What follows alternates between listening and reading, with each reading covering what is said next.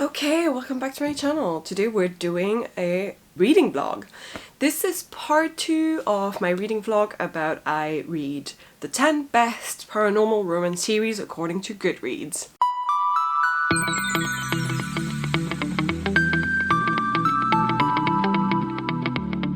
In this second part, I have 4 books that I'm gonna be reading / reviewing. So, the first one that I've got is Darkfever by Karen Mary Moaning. So this one, I have already started a tiny bit, like I've read 20 pages, which is absolutely nothing. And I can tell you, it tells the story of, I've got the name of the girl, Mac. It tells the story of Mac, a girl who decides to travel to Dublin because her sister dies while studying in Dublin, and the police says that they have no more leads to pursue, so they're pretty much going to drop the investigation. And Mac doesn't want to let it go because she's been murdered, and she's like, nah, if someone of the family was there in Dublin at the moment, the police wouldn't dare to just do that, so I'm going to go and push for the investigation to continue. So she decides to do this, and all I know is that it leads her into a world of fairies, I guess, like fae, whatever, and maybe demons and stuff, and it's quite dangerous and dark, and that's everything I know about this book, literally, nothing else. Afterwards, I'm going to be reading Dead Until Dark. I haven't decided yet whether I'm going to be reading it, because I have read this book twice, maybe more. I think twice. One time in French, one time in English, because I've been a fan of the series for a really long time. This is the series of, you know, the Sookie Stackhouse books, and they're the books that inspired the series True Blood. So if you've not seen True Blood and don't know the series, basically this girl, Sookie Stackhouse, is living in this small town somewhere where a vampire arrives, and it's happening in a world where vampires have started to explain to the world that they're real and that they exist and have come out of the shadows. The next book, however, I'm not going to be rereading. It is City of Bones. Yes, I have this beautiful edition by Cassandra Clare. So this is like an anniversary edition, I think, and I just really wanted to buy it because it was so fucking pretty, more than because I'm a fan of the series, because it's literally the only book I've read in the series. So this one, we follow Clary Frey, I think is her last name. This is more young adult, while the other books are adult, which is interesting because I do feel like maybe this shouldn't be mixed all together, but whatever, it's the Goodreads list. So in this one we follow Clary, who on the night of her birthday, she decides to go out in a club with her best friend, and when she does so, she sees something happens that she's the only person there who can see it, and it's just a bunch of kids her age, so like 16-year-olds or whatever, I think it's her age, who are killing some person, as far as she can tell. Then it's revealed like they're actually shadow hunters and they're killing demons. She discovers that there's this whole hidden world in the city where she lives, which, is it happening in New York? I think it's happening in New York, maybe not. She sees that and she realizes there's a whole hidden world in her city, and that she can see it because she is meant to be part of this world but doesn't know why yet. I don't think I'm going to be rereading it because I still think it's pretty fresh in my memory, also because I've seen the movie a couple of times, I've watched the first season of the TV show, I don't think I went further than that, all of which cover this book. Okay, there's one more book on the list, and it's Moon Cold. I'll put the cover here, sure, why not?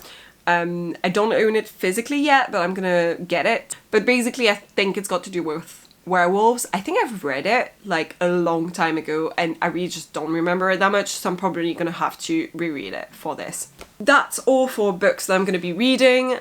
Just a quick reminder of how I'm gonna be scoring / ranking them. So I'm asking myself pretty much 4 questions each time. The first one is my overall enjoyment of the book. How fun was it to read? Did I just enjoy myself? Yes or no? Pretty simple. My second question is the romance itself. How do I rate it? Was the romance good? Because for instance, Twilight in part 1, I really enjoyed rereading the book and I would have rated the book pretty high in itself, but I thought the romance was really sucky. No pun intended. It just didn't do it for me. So yeah, how is the romance part? Because this is a list called the best paranormal romance series, right? Which leads me to my question number 3, which is the series part. Do I want to read the next book in the series / the overall series after I've read this first one? I think it's a pretty important question because we're not just reading standalones, we're reading paranormal romance series. So I need to know whether the first book is good enough that I'm like, yeah, I want to know what happens next. I want to read the next book in the series. And then finally, my 4th question, which isn't really a question, it's kind of an overall thing that I'm probably going to be doing progressively / also at the end of each video and then at the very end of it. And it is, where do I rank the book? Because although this is, I think, just an overall ranking of all the best ones that have been put on by people and it's just not just a top 10, I am actually only reading the first 10 ones in this list. So I'm just deciding whether in the top 10 itself, I agree with the ranking of the book, whether it should be the first one compared to the other 9 I've read, whether it should be number 4 on the list compared to the other 9 I've read, etc. I will let you guys know how I get on with the books as I read them, so see you guys later. So I'm about midway into Darkfever now. I actually read quite a lot last night. I didn't expect to read that much of this book. So I'm about here, which is page 184, and I'm kind of really enjoying this so far. I didn't expect to. I think maybe because the cover's so cringy, like I really hate it. It's just a product of its time, I get it. But it just reminds me a lot of the cover of Halfway to the Grave, because these books all came out around the same time and they had ugly ass covers around the time. That was just the rule for paranormal romances. I haven't marked a lot of things just because I don't feel like there's that much to say about it. It's so much more well written than the previous book that I was reading. But it's not, you know, it's not either the best writing. It's just like fun, fast-paced, quite easy, flowy. I quite like the main character. I can appreciate that she feels quite real, just slowly. Like at the beginning you don't know much about her, but as you go on with the story, you discover a little bit more about even small things like her preferences in terms of her fashion sense, which is a very paranormal romance series from the notice thing to do, is to talk about, oh, and then to go out, I am dressing up like this, or I'm wearing my favorite sweater that looks like that. And I hate that trope, but also I kind of feel like it's a product of its time, so I'm not too bothered by it. And it does give me some indications as to what kind of person she is and her personality, so if it feeds a purpose, I'm okay with it. So the main character, Michaela, she, like I said, goes to Dublin to see what happened to her sister, and decides to kind of like start her investigation herself and talk to the police at the same time. Basically what happens is, before she died, her sister left her a voice message where she said something really confusing, and she clearly sounded very scared, and it was very clearly right before she died, or like a few hours before. And she's pretty much saying, oh, you don't even know what you are, which is one weird thing, and then we have to find, and then she uses her strange words that is basically Gaelic, and I think it's she said do, or at the very least that's how it's spelled phonetically in the book, because the main character doesn't know any Gaelic, so whenever she's hearing Gaelic words, she's writing them in the book, or the author is writing them in the book phonetically, and then you get the proper spelling later on if she discovers it or whatever. So it kind of helps with the pronunciation of certain things. Then Michaela, as she goes through Dublin, at some point she starts seeing things quite strangely, and she realizes that certain people that she sees in Dublin, for some reason, she has a double vision about them. So one time they're a very, very handsome, super attractive guy, and the next time they're a gross, gigantic, disgusting monster. And that's when she realizes / is told by the guy that's helping her, which I'm not going to spoil anything about, that she's a seer, or a she-seer.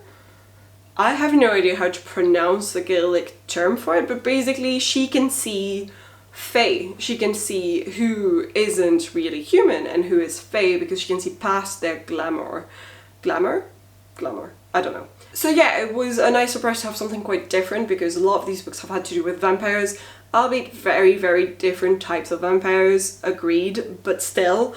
And I just wasn't partially expecting fae, and this is working quite well so far. It's quite interesting. So yeah, I much more enjoyed the main character, the way she makes her decisions, and the the way she makes her decisions and the way she's feisty against this other guy that, again, I'm not going to say much about, who reluctantly helps her. Like, he's kind of like, wow, you're clearly clueless and I have to help you, but also I'm an arrogant asshole and I really don't want to. So that's kind of how they get thrown in together. It's very clear to me that he's going to be the romantic male interest.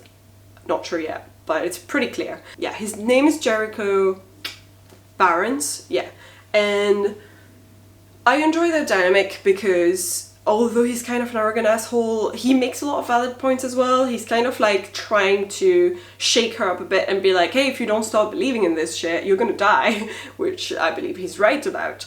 And she's also fighting back in a way that I quite appreciate, and she's not just being like in freaking halfway to the grave. The main character was always being, you know, told off by the guy at the beginning especially, and she had the shittiest comebacks and she acted like such a petulant child, and it just bothered me so much. At the very least, Michaela can stand her ground a little bit better. Even when she realizes that she's wrong, she's still gonna have a cool little comeback and then maybe, you know, appreciate the fact that she's wrong or whatever. So I really appreciate that side of the character and the way that's written. I would say that the one thing I'm not entirely sure how much I like it is that it just starts feeling like she's almost not in Dublin anymore. Well, she obviously is, but everything so far, everything at the moment in this part of the book, in the middle of it, starts to have to do only with Faye stuff, and she's going to Faye parties with him because they're looking for an item, blah blah, and you just don't really have any more of the normal stuff happening at the same time. Maybe there will be later on, and it's just that right now, in this moment where I'm at in the book, but I do like a little bit of realistic stuff on the side to counterbalance the fantasy, because otherwise I would just be reading pure fantasy and it's not really a genre that I love so much. So hopefully there's a little bit more of that later on and I will let you guys know. So yeah. So today is Monday and I have now finished Darkfever by Karen Murray Moaning. I am giving this book 4 stars, so let me explain a little bit what I liked, what I didn't like, and then I'm gonna go through my usual questions. So overall I did enjoy the book and it was just quite fun and fast-paced, and these are things I say a lot about books in general, but I'm happy because that's the type of book that I am looking for. I know some people are, you know, their main thing that they want to look for in a book that they're going to enjoy is character development, for instance. I enjoy some good character development, but I think what I'm mostly looking for is to have some fun and to feel like it's going quite fast. That's literally it. These are the 2 things I really enjoy in a book. This book definitely fulfilled those. It is, however, a product of its time, and it feels like that at certain times. There are certain aspects of the book, certain moments, certain phrases. I don't know, there's sometime you just know, yeah, it was written in the notice and I can tell that it was, and I didn't really like that aspect of the book. I did, however, still really enjoy the main character. That's something that I said earlier and I maintain this, especially towards the end. I don't feel like she particularly grew a lot in terms of her personality. There's not a lot of character development, but I don't think it's a book that requires a lot of character development.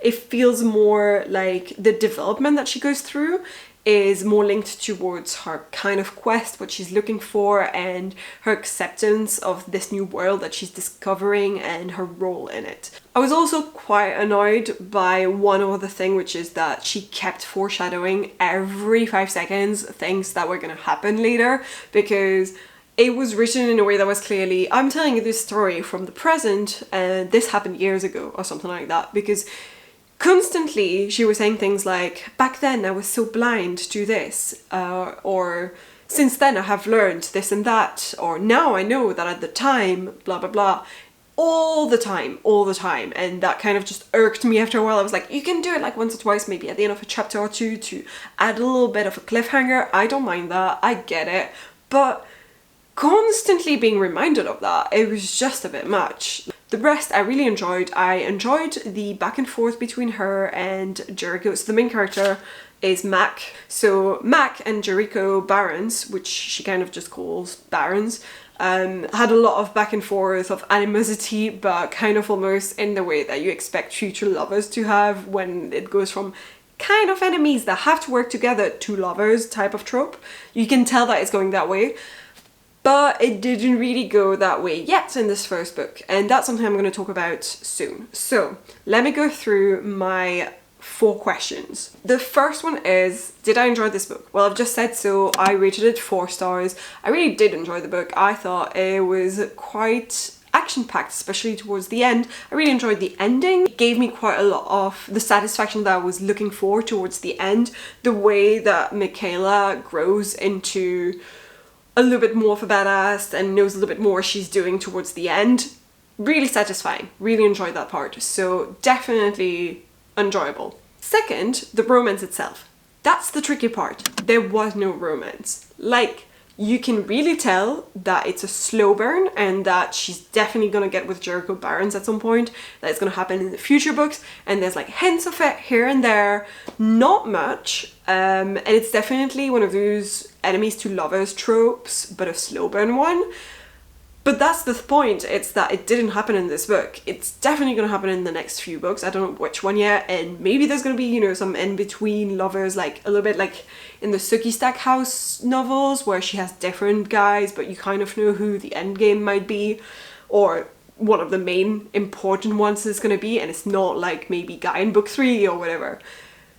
In this book, it just felt like it was the premise to it and the introduction to it, but it just wasn't a romance. I would say though that it was leading to a romance that I think I'm gonna enjoy. So the third question is, do I want to read the next book in the series? Yes, I freaking do.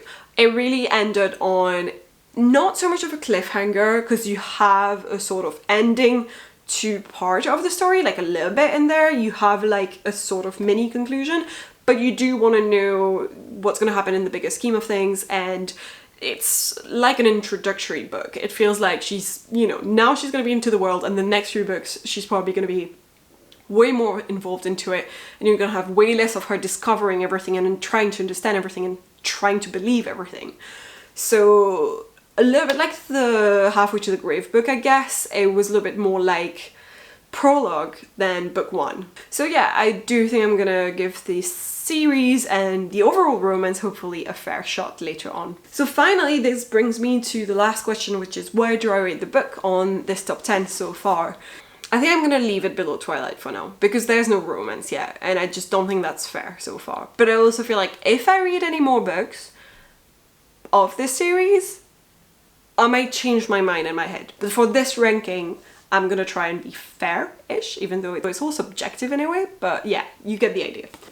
So the next book I'm gonna be reading for this series is this one, the Dead Until Dark book, which is the first one in the Sookie Stackhouse series, which is the True Blood series, but in book format, obviously. What's this face I'm making? I've read about 100 pages now of Dead Until Dark. Is that what it's called? Dead Until Dark. What can I say? It's not like I didn't know what I was getting into, so I'm not quite sure what to say about the book so far, because it's literally a book I've read already, so yeah. I've started watching the TV show at the same time as I'm reading the book, and I'm not sure whether that's the wisest move, because although later on it diverges a little bit more and you have a little bit more of the TV show that's completely different and different characters come in and they've changed a couple of things compared to the books. For instance, reading chapter 1 was the exact same thing as watching episode 1. Some of it is very dragged and slow, and I didn't remember it being like that at all, but I guess the book is a little bit more fast-paced.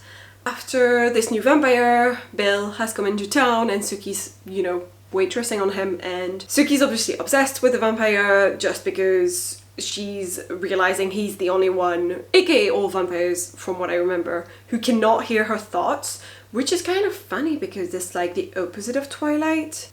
Anyways, Sookie is obsessed with the vampire because she realizes that vampires are complete silent to her. She cannot hear their thoughts constantly, which is her huge disability, as she calls it, slash her gift, as other people call it. She is getting closer and closer to Bill and, you know, discovering who he is, asking questions, blah blah blah, and they share a little, you know, kiss at the beginning, which is a little bit hot. I was happily surprised with how it was written. I forgot that the first book and the first passages with Bill make you think, oh yeah, this is hot and I'm enjoying the scenes with Bill and it's sexy and romantic and you want them to get together. Just because later on, both in the TV show and in the book, you're kind of rooting for her to get with other characters and you don't partially like Bill anymore, but that comes on way later. So I forgot that in the first book, it's great, the moments that she gets with Bill, and you're kind of really happy about it and really enjoying it. Even though it's a paranormal romance, and romance is one of the main aspects of the book, it's also very much so a thriller slash a murder mystery, just because there are a couple of people who die in the book and it is part of a whole murder mystery and Sookie's in danger, blah blah blah, and it happens every single book. From what I remember, there's a different mystery happening and we're trying to discover who's fucking shit up. Yeah, there's a romance, but also there's action, adventure, you know, like trying to not get killed, all of that shit while the romance develops, and I really, really am there for that.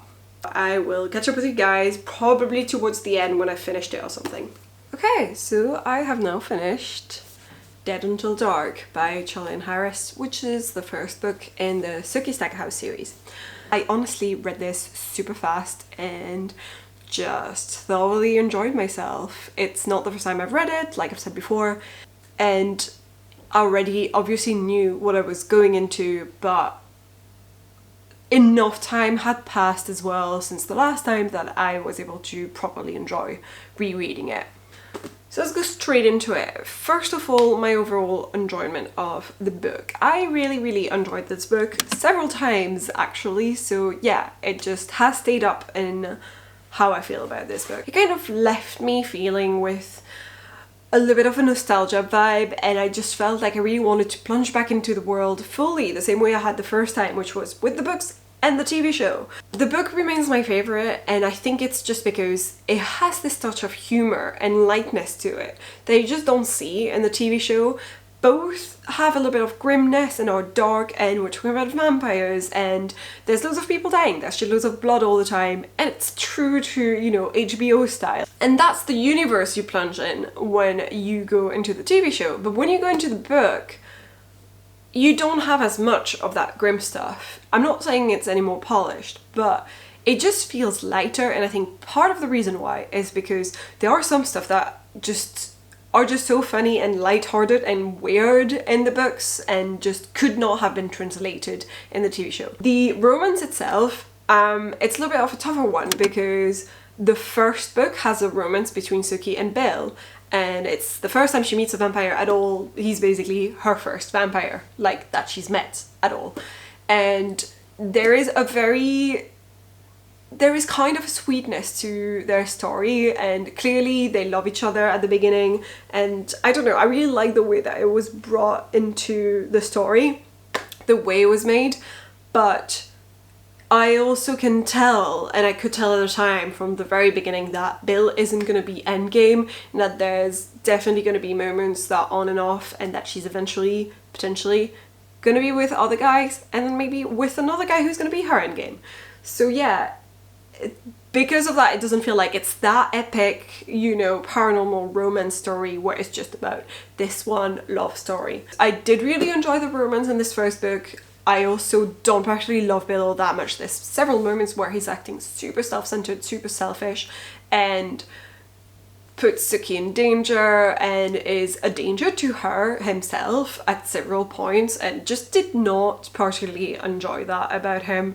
Whether I want to read the next books in the series, yes, and I have in the past, and I think I will again. Just having reread this one, I kind of really want to read the next one again and just follow up, because there's so many loose ends that are left in this first book. Not about the main murder mystery that happens in it, that has been solved, but all the other stuff about the vampires and the bigger lines of, you know, the story in there that still need to be tied up. And so how do I rank this book compared compared to the other ones. I actually think I want to put this higher than Darkfever because I really love a paranormal romance that has a bit of a bigger, wider mystery to do with it and not just focusing on the romance, while still maintaining that the romance is a huge aspect of the book. So I think this series in particular does it really well, and it's so well written as well. I really enjoy the writing style. I feel like maybe it's because of the TV show, but every time I read it in like a proper southern accent in my head, even though I can't even make one out loud. But I read it like Sookie Stackhouse in the TV show. When I wear makeup, I get bigger tips. And yeah, I guess I'll jump on into the next read, which is just going to be a review. I'm not going to be rereading that one. Hi again. So, before we jump into other reads for the series, the next one on the list is actually City of Bones by Cassandra Clare, and it's the first book in the Mortal Instruments. It says here, a Shadowhunters novel. So this is a special anniversary edition, which I thought was so pretty, so I bought it even before I had read the series and ended up quite enjoying the first book. So I'm just gonna do like a little bit of a summary and then answer the questions, because I read this book last year, so I still remember mostly how I feel about it, and I don't particularly want to reread it right now. There's so many other books on my TBR for this month, and this is quite a thick boy, to be fair, and just, yeah, I think I remember it well enough that I don't need to reread it right now.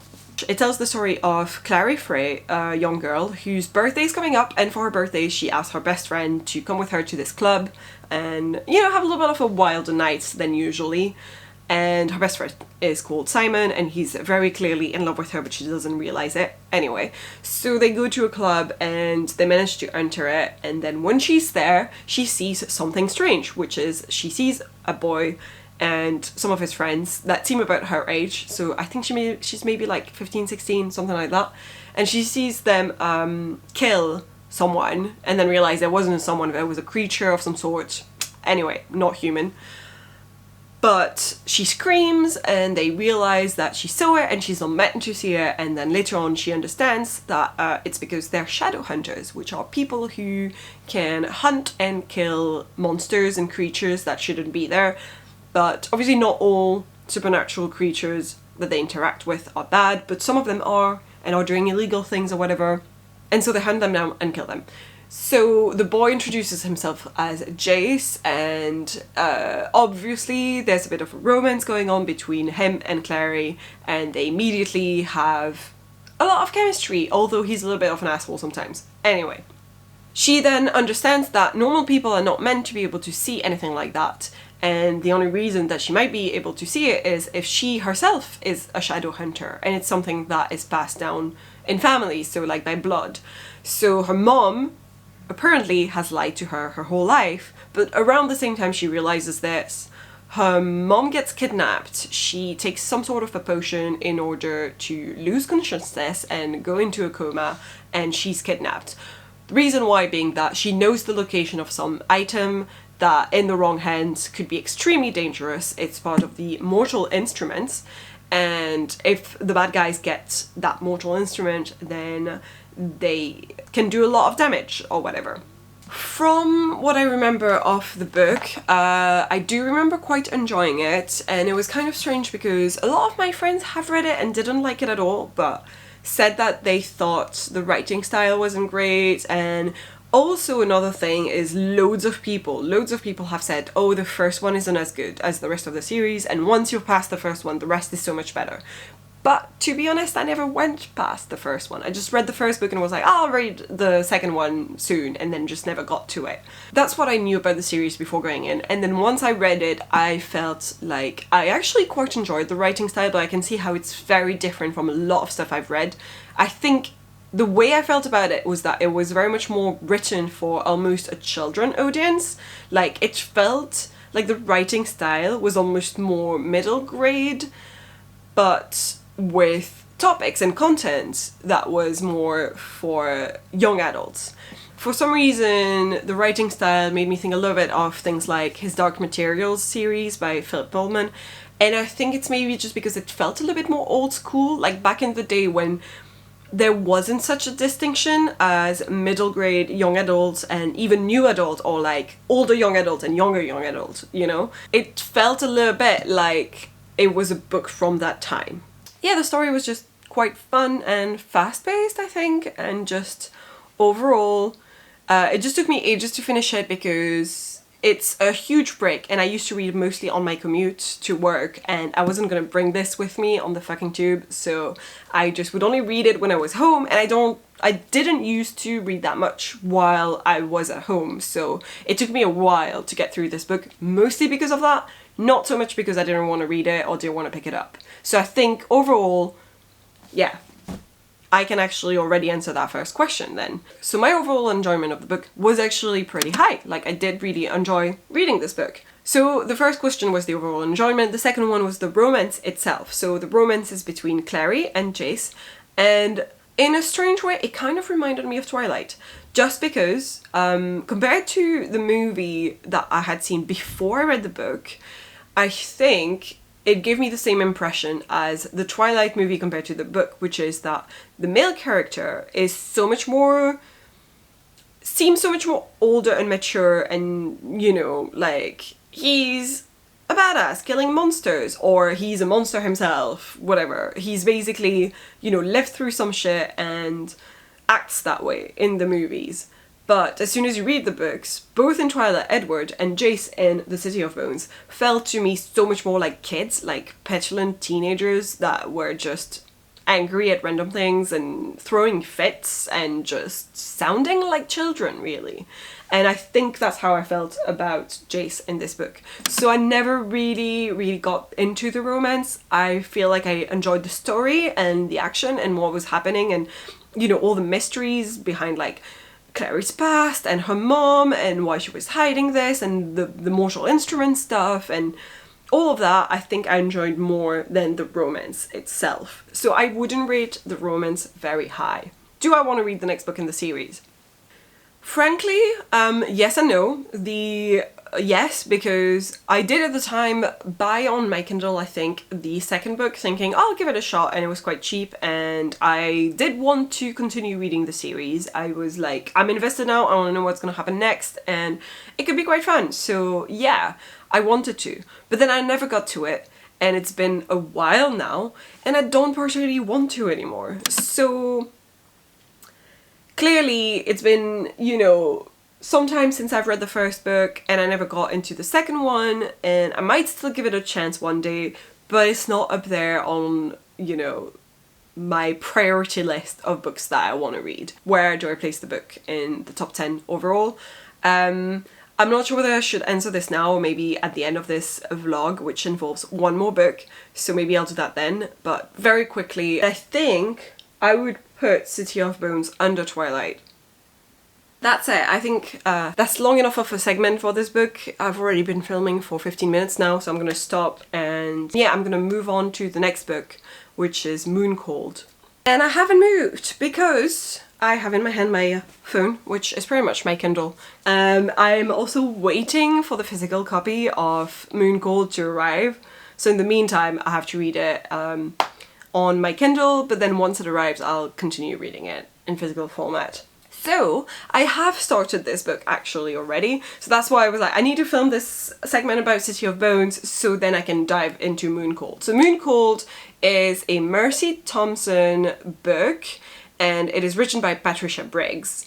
It's the first novel in this series, and basically this one is about werewolves in general.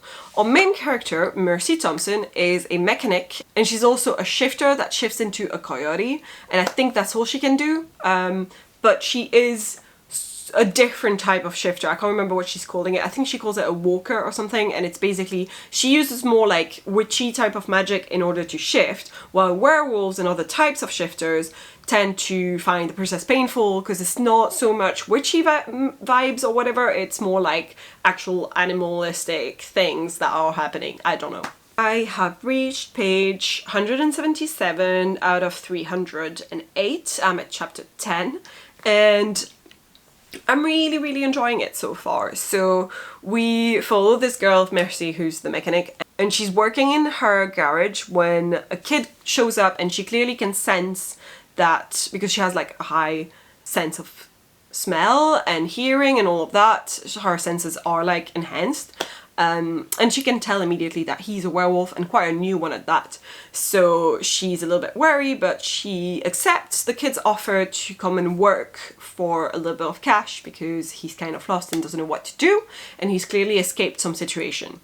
At the same time, she's thinking she's got to go to the local werewolf alpha, Adam, who she's on friendly terms with because he's pretty much her neighbor. And she's got to tell him, look, there's like a lone, brand new werewolf on your territory and you might want to help him. But she's waiting a little bit longer in order to know, you know, that she can gain the kid's trust and be able to do the transition smoothly for him and not scare him off or whatever. A little bit after, an attack happens upon Adam's house, clearly made by other werewolves and stuff, and the pack is kind of weakened and scattered, and Adam is badly hurt.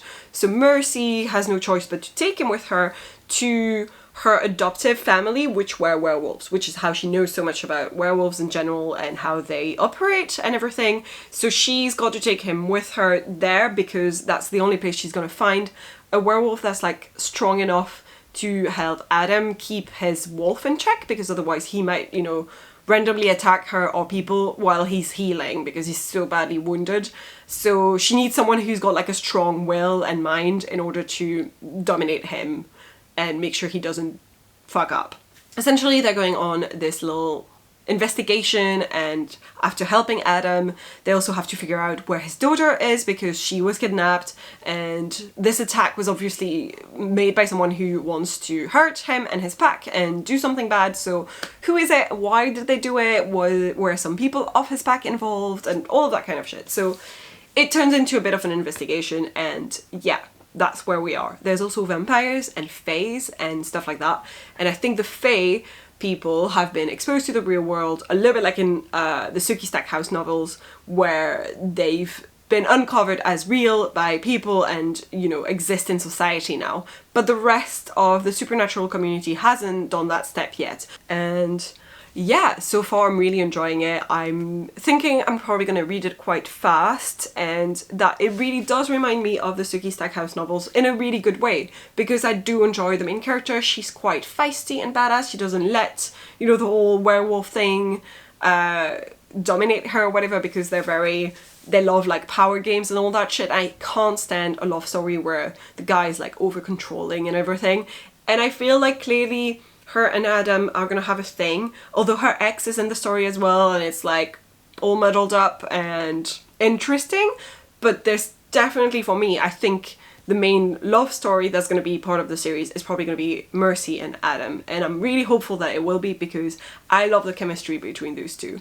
They've got like a cute little banter thing going on where he's, you know, reacting to her like annoying him and letting, like, for instance, her cat roam free into his garden or whatever. I don't know, it's just small neighborly things that are quite funny and make up for a lot of the chemistry between them two. Yeah, I don't have much else to say about this book so far. I'm just really enjoying it at the moment, and I will let you guys know once I reach more towards the end and how I feel about it then. But so far, so good. I have just finished reading, well, today's Sunday, and last night, I finished reading Moon Cold by Patricia Briggs, and I still don't have it in physical format, so I actually finished it on my Kindle, and then I'm still waiting for the actual physical book to be in my hands, and then I can recap if I wanna, but there's no point because I can just do this now. I really enjoyed it. I rated it 4 stars. I thought it was so fun, and in a lot of ways it reminded me of the other series I was talking about, which is the Sookie Stackhouse books, mostly because it's got a similar vibe. It's light-hearted and fun, but also there's a lot of action. There's usually a mystery in each book. I don't think I want to go into too much details because that would be giving in spoilers, so I'm just gonna go straight into my usual questions. My first question was how I enjoyed the book, and I've just answered that. It was really fun. I thought it was quite fast-paced, full of action. Really loved the main character. I thought she was, you know, just badass enough, but also just vulnerable enough, which is a tough balance to get sometimes. And I also really enjoyed the dynamic between her and the guy who I believe is to be the main romantic interest in this romance series. And I think the fact that he's an alpha werewolf was worrying me a little bit, because I really don't like books that have a lot of hyper controlling and super dominant guys that are like almost infringing on the girl's freedom. And some books have given me that vibe, and I just hated every romantic scene in those books. But this one did not give me that vibe. If anything, I really like the fact that whenever they're having banter with each other, although he remains the alpha and he's like acting that way in front of his pack and whatever, and he's like that in general, which makes him even the more attractive, because he's quite, you know, like high up, important guy who has a lot of power, and that is an attractive thing in his character, I guess. He's also completely respecting of the fact that she's her own person, doesn't belong to his pack, and whenever he's like pretending like he doesn't respect that, it's kind of more in banter and in jest, and kind of to push her boundaries and push her to react to it, and just in a provocative way. That is kind of how I feel about the romance as well. So my first question being, you know, how much I enjoyed the book, answered. My second question, how much I enjoyed the romance, I did. However, I do have a caveat, which is that it was very subtle and slow burn and rushed at the end, and there's not much to go on. It's just like it ends with, you know, a little bit, but throughout the book it's not focused on that. It's not so much focused on the romance as it is focused on all the other things that are happening in the book, the plots, the characters, the mystery and everything else. And I do enjoy that. I think maybe that's what I look for more, but I can understand how maybe that's not the best, you know, paranormal romance, as in the paranormal romance genre, that should focus more on the romance aspect, I guess. I did enjoy it, but I wish there had been more of it. I wish there had been a couple more scenes between them and just a little bit more to go on. I can see why the author did it, but I was just a little bit frustrated. Which leads me to question number 3, which is, do I want to read the next books in the series? And I can already tell you absolutely fucking yes, because I've already started the second book and I'm already 60 pages in. So yeah, what is my current order of the books? So I think I'm still putting at the very top the Sookie Stackhouse novel, Dead Before Dark. Then honestly, I think Moon Called is second, which I don't think I would say, but yeah. Then Dark Lover, then Darkfever, Twilight, and Halfway to the Grave. That's my current ranking, which also concludes this part 2 of this little series, and leads me to say that part 3 will be the last 3 books in the top 10, and none of which I have ever read or heard of, so it'll be going in completely blind for these books, so it's very exciting. However, I need to finish book 2 of the Moon Called series first, because I got really invested and I want to know what's going to happen next, so you guys will have to wait a little bit before I get to the next 3 books in the top 10 of the best paranormal romance series on Goodreads. So yeah, that concludes this for now. If you like this, please leave a like, please leave a comment, just so I know that you're enjoying this series and these videos in general. And yeah, consider subscribing. That would be super great, helpful. Put the bell notification on, all that shit, and I will see you guys next time.